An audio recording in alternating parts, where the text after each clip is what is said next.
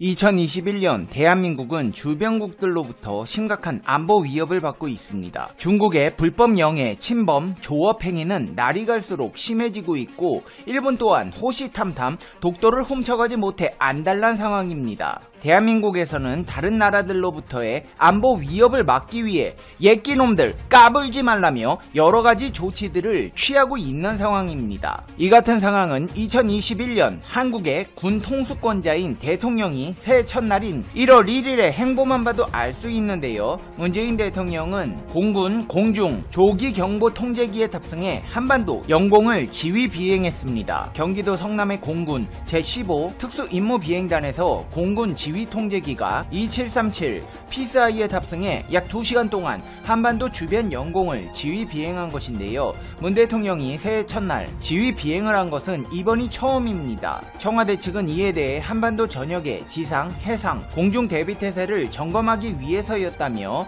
강한 안보 없이는 평화도 없다는 판단에 따른 것이라고 설명했습니다. 문 대통령이 탑승한 2737은 하늘의 지휘소로 불리는 공중 조기 경보 통제기로 한반도 영공 감시의 눈이라는 의미를 담아 피스아이라는 별칭으로 불리고 있습니다. 우리 군의 공중 감시 및 경계 작전의 핵심 전력으로 기체에 공중 감시 레이더를 장착해 공중에서 조기 경보, 항공기 통제, 전장 관리 등 다양한 임무를 수행합니다. 한국의 대통령이 새해 벽두부터 영공을 지휘한 이유는 최근 들어 주변국들의 잦은 침범 사태가 발생하고 있기 때문입니다. 특히나 중국과 러시아는 우리나라 영공 방어의 최일선인 한국 방공 식별구역에 군용기를 투입해 한반도 주변 제공권 장악을 시도하고 있습니다. 최근 중국에서는 H6 전략 폭격기 2대를 시켜 이어도 서쪽에서 방공 식별구역에 진입해 울릉도 동쪽 일대를 거쳐 이탈했으며 러시아에서도 수호이 35 전투기와 Tu-95 전략 폭격기, A-50 조기 경보 통제기 등 군용기 15대를 이용해 동해 방면으로 진입했습니다. 이 가운데 2대는 독도 동쪽으로 벗어났다가 재진입해 독도 동북쪽으로 이탈했습니다. 중국과 러시아가 한국의 앞마당인 방공식별구역을 하루 종일 휘젓고 다닌 셈입니다. 러시아와 중국은 아시아 태평양 지역 제2차 연합 공중전략훈련이라는 명목하에 양국의 외교 군사공조를 과시했는데요. 이렇게 남의 나라 영공을 휘젓고 다닌 양국 담당자들의 전화통화를 살펴보자면 중국 왕이 외교부장은 미국이 일방적인 제재에 몽둥이를 휘두르고 있습니다. 중국은 러시아와 함께 국제관계 준칙 아래 세계의 공평과 정의를 지키길 원합니다. 라고 말했습니다. 세르게이 라브로프 러시아 외교장관도 미국의 러시아에 대한 압박을 저지하고 중국과 러시아 양국의 공동이익을 지킬 것입니다. 라고 화답했습니다. 이들의 주장을 들어보자면 미국의 압박이 심해지자 한반도 영공을 침범했다는 것입니다.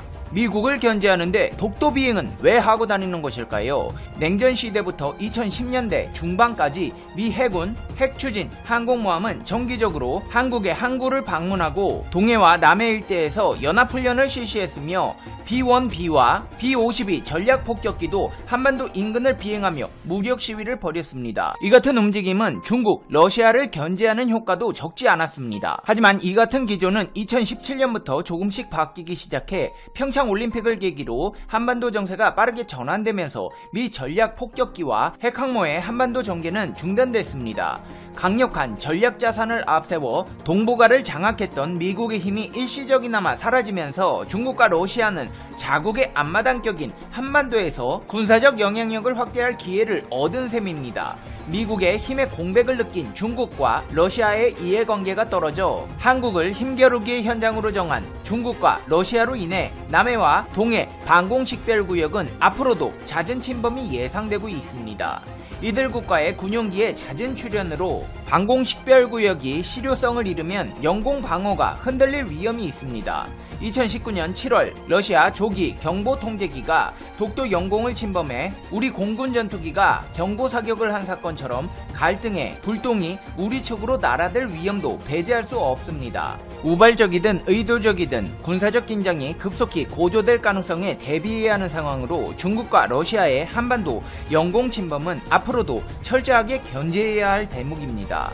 한반도를 위협하는 국가는 러시아와 중국만 있는 것이 아닙니다. 일본 또한 별 시덥지 않은 짓거리를 하면서 대한민국의 심기를 살랑살랑 건드리고 있는데요. 일본은 러시아의 독도 침범을 자국의 독도 빼앗기 전략수단으로 사용하고 있습니다.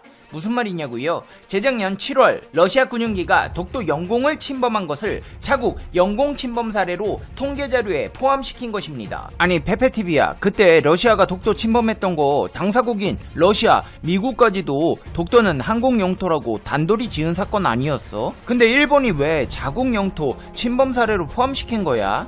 일본 원래 이렇습니다. 남들이 뭐라건 지들 하고 싶은 대로 자료를 만들고 역사를 왜곡하는 게 한두 번이 아닌데요. 러시아가 독도 영공을 침범한 사례를 두고 일본은 독도 영유권 주장의 근거로 활용하기 위해 지들끼리 또 이상한 자료를 만들었습니다.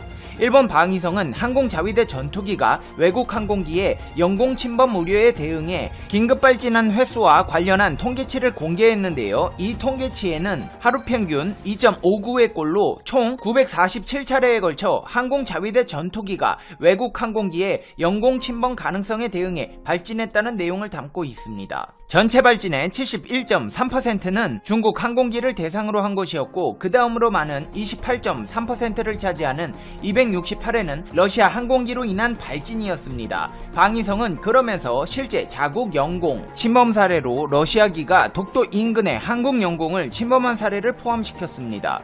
당시 한국 공군은 이에 대응해 F-15K 등 전투기를 출격시켜 차단 기동을 하면서 러시아 군용기 쪽으로 경고 사격을 했습니다. 어떻게 봐도 일본이 자신들의 영공이라고 주장하기에 터무니없어 보이는 상황인데요. 일본 방위성은 야, 이거 우리가 독도 영유권 주장할 수 있는 기회다. 한국 공군이 일본 영공을 침범해 독도를 지켜줬다는 말도 안 되는 주장을 하고 있다는 것입니다. 일본 정부는 심지어 우리 땅 독도에서 훈련하는 것마저 항의를 하고 있는 상황인데요. 작년 말 군 당국이 하반기 독도 방어 훈련을 비공개로 실시한 것으로 뒤늦게 확인되자 일본 정부는 독도 영유권을 거듭 주장하면서 우리 정부에 강하게 항의했습니다. 가토 가스노부 관방장관은 다케시마가 역사적 사실에 비춰보거나 국제법상으로도 명백하게 일본의 고유 영토임을 고려하면 독도 훈련은 받아들일 수 없는 매우 유감스러운 일이다. 한국 측에 즉각 강하게 항의한다며 철딱서니 없이 생떼를 부렸는데요. 이렇듯 작년 말부터 시작된 주변국들의 지랄병은 올해 들어서까지 위협적인 기조를 유지하고 있고 대한민국에서는 이를 저지하기 위해 보다 강력한 무기가 필요한 상황입니다. 최근 방위사업청은 미국 로키드 마틴에서 제작하는 시오크 12대를 구매하기로 확정했습니다. 주변국들의 잠수함 침투에 대비하기 위해 바다를 수색할 잠수함 킬러를 배치하기 위해서인데요. 시오크는 길이 19.7m, 높이 5.1m, 동체 폭 3.3m로 최대 비행 속도는 시속 267km, 항속거리는 930km 수준입니다. 한번 이륙하면 4시간 정도 비행합니다. 음파 탐지 장치로 적 잠수함을 탐색하며 어뢰와 공대함 유도탄 등으로 공격할 수 있습니다. 이뿐만이 아닙니다. 아파치 가디언은 지구상의 공격 헬기 중 최강의 공격 헬기인데요. 대한민국 정부에서는 아파치의 추가 도입을 확정했습니다. 현재 도입 수량은 정확하게 결정되지 않았지만 24대에서 최대 48대, 장기적으로는 64대를 더 도입해 기존의 36대 물량과 더불어 운용할 것이라고 밝혔는데요. 만약 이 물량들의 도입이 현실화된다면 대한민국은 미국 다음으로 아파치 최다 보유국이 됩니다. 아파치는 실제로 주변국들이 가장 경계하는 무기 중 하나로 언덕 뒤에 숨은 뒤 롱보우 레이더만 쏙 내밀어 최대 12km 떨어진 적을 찾아낼 수 있습니다. 한꺼번에 256개 움직이는 표적을 식별한 뒤 이 가운데 16개 우선 목표를 가려낼 수 있고 AGM-114 헬파이어 공대지 미사일은 마 1.3의 속도로 최대 10km까지 날아간 뒤 400mm 이상의 강판을 뚫을 수 있습니다. 기관포 1몬과 하이드라 70mm 로켓의 화력도 뛰어나 적의 항공기가 나타나면 스팅어 지대공 미사일로 스스로를 지킬 수도 있습니다. 근데 여러분 놀라지 마십시오. 대한민국에서는 여기서 그치지 않고 최대 시속 365km 아파치보다 빠른 국내 차세대 기동 헬기를 2030년대까지 개발할 전망입니다. 정부와 군 당국은 미 육군의 차세대 헬기 사업을 벤치마킹해 최대 시속 450km 이상의 고속으로 기동하고 각종 첨단 전자장비와 소형 무인기 등으로 무장한 차세대 헬기 개발을 추진할 계획입니다. 이는 마치 1980년대 중반 인기를 끌었던 미국 TV 드라마 에어울프를 연상시키게 하는데요. 주말마다 어린이들의 마음을 설레게 했던 한국형 에어울프를 만들기 위한 대한민국의 노력은 이제 막 시작되었습니다. 실제로 정부와 군 당국은 미 육군이 2030년대를 목표로 의욕적으로 추진 중인 차세대 수직 이착륙 개발을 모델로 차세대 기동 헬기 개발을 추진할 계획인 것으로 알려졌습니다. 미 육군의 2030년대 최근 일본에서는 먹을 식량이 없어서 아사한 상태에서 발견되는 사건이 계속 발생하고 있습니다. 생활보호제도의 혜택을 받지 못하는 사람들이 너무 많다 보니 선진국 일본에서 왜 자꾸 이런 일이 발생하는가 라고 사회 문제가 되고 있습니다. 일본의 행정 시스템이 완전히 전산화되어 있지 않다 보니 생활보호 대상자 선정과 관리가 구시대적인 것도 큰 원인이라고 합니다. 그리고 무호적자처럼 인적사항이 전혀 파악이 되지 않은 일본인들도 많다 보니 사회복지의 대상이 아예 되지 않는 경우도 많습니다. 도대체 2021년 일본이 이렇게 어설픈지 이해가 안 될 정도다 보니 언론에서도 계속 관심을 가지고 보도하고 있습니다. 일본의 주간 현대는 3일자에서 일본에 굶어서 죽어가는 사람들이 늘어나고 있다. 데이터가 증명하는 일본의 지나치게 위험한 미래라는 제목의 기사를 실었습니다. 데이터에 의하면 2003년에는 영양실조와 식량 부족으로 목숨을 잃는 사람들이 1431명이었다면 2019년에는 1957명으로 계속 늘어나고 있다는 것입니다. 영양실조는 압도적으로 늘어나고 있고 먹을 음식이 없는 경우는 줄어들고 있다고 합니다. 그러나 음식의 부족은 2008년 리먼 사태와 2011년 동일본 대지진을 겪으면서 늘어났고 최근 C19 재난으로 더욱더 증가할 것으로 예상이 되고 있다고 합니다. 통계에 의하면 생활보호 대상자 수가 늘어나면 굶어서 죽는 경우는 줄어들고 있지만 실업자 수가 늘어나면 음식이 없어서 아사하는 경우가 다시 늘어난다는 것입니다. 이게 일본의 현실이고 이대로 가면 비참한 결과를 맞이하는 일본인들이 계속 늘어나게 된다고 마무리했습니다.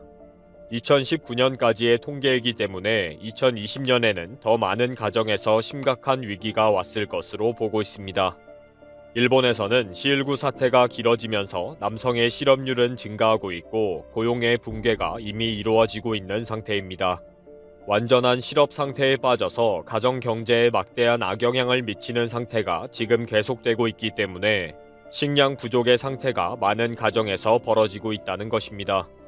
후생 노동성의 2016년 통계에 의하면 일본에서는 어린이의 13.9%, 7명 중에 1명이 빈곤에 처해 있고 특히 한부모 가정의 50.8%가 빈곤에 허덕이고 있습니다.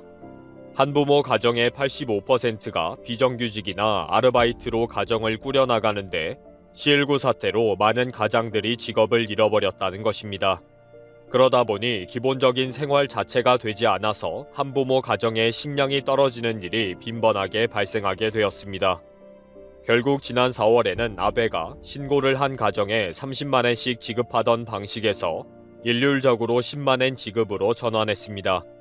이런 싱글맘을 돌보는 시민단체의 조사에 의하면 생활비를 늘려달라, 아무리 노력해도 먹고 살 수가 없다. 전기요금과 수도요금을 면제해달라, 결국 쫓겨나고 노숙자가 되었다. 라는 하소연이 넘쳤습니다. 그리고 집에 쌀이 없는 상황인데 환자가 생기면 병원에도 갈 수가 없다. 정부의 도움이 필요하다. 라고 울고 있다는 것입니다. 그리고 싱글맘들의 가장 큰 고민은 자녀들이 학업을 계속할 수 있도록 지원을 해달라는 것이었습니다. 학비가 없어서 학교를 도중에 그만두는 경우가 많은데 그 학업의 단절이 가장 무섭다는 것입니다. 아마 형편이 어려운 부모의 마음이 다 이런 것 같습니다. 또 일본 사회에서 가장 큰 문제가 되는 것이 무호적자입니다. 일본 정부의 구닥다리 행정 시스템으로는 이 문제를 해결하지 못한다는 원성이 가장 큰 문제입니다. 지난 9월 오사카에서 무호적의 78세 노모가 아사한 상태에서 발견이 되었습니다. 이미 오래전부터 생활비가 바닥이 났고 먹을 것이 전혀 없었는데도 행정관청의 도움을 받지 못했다는 것 때문에 사회적 문제가 되었습니다. 함께 동거했던 49세의 아들에 의하면 무호적이었기 때문에 도움을 받을 수가 없었다 라고 했고, 최근 3주 동안에는 소금과 물만 마시며 지냈다고 했습니다. 도리어 무호적자들에 대한 행정관청의 태도는 비협조적이었으며 도리어 불순한 범죄자 취급까지 했다는 것입니다. 결국 노모와 아들이 거주하고 있었던 다카이시시 시장은 행정의 도움 없이 사망한 것에 대해 깊은 유감을 표한다. 앞으로 이런 일이 발생하지 않도록 제대로 지원하겠다 라고 사과했습니다. 이 당시에도 SNS에서는 무호적자라고 해서 홀대하고 제대로 상담도 해주지 않는 행정관청은 어느 나라인가, 선진국이라고 생각조차 못하게 하는 복지제도이다, 마스크도 겨우 공급하는 행정 시스템이니 무호적자를 우습게 하는 거지, 굶어도 보호받지 못하는 사회적 약자가 너무 많다 등의 비난이 쏟아졌습니다. 일본에는 약 1만 명의 무호적자가 있을 것으로 파악하고 있습니다. 결국 이러한 무호적자들은 아무런 행정적인 지원을 받지 못하고 음지에서 고통스럽게 살아가고 있다는 거죠. 이미 이 문제에 대해 사회 시민단체들이 수차 문제 제기를 했지만 지금까지 아무런 대책이 나오지도 않았다는 것입니다. 특히 문제는 무호적자인 경우에는 휴대폰 개통이 근본적으로 불가능하다는 것입니다. 그래서 그동안 무호적자들은 개인적으로 공중전화를 이용해왔고, 행정관청에도 공중전화를 이용한 신고를 해왔다는 것입니다.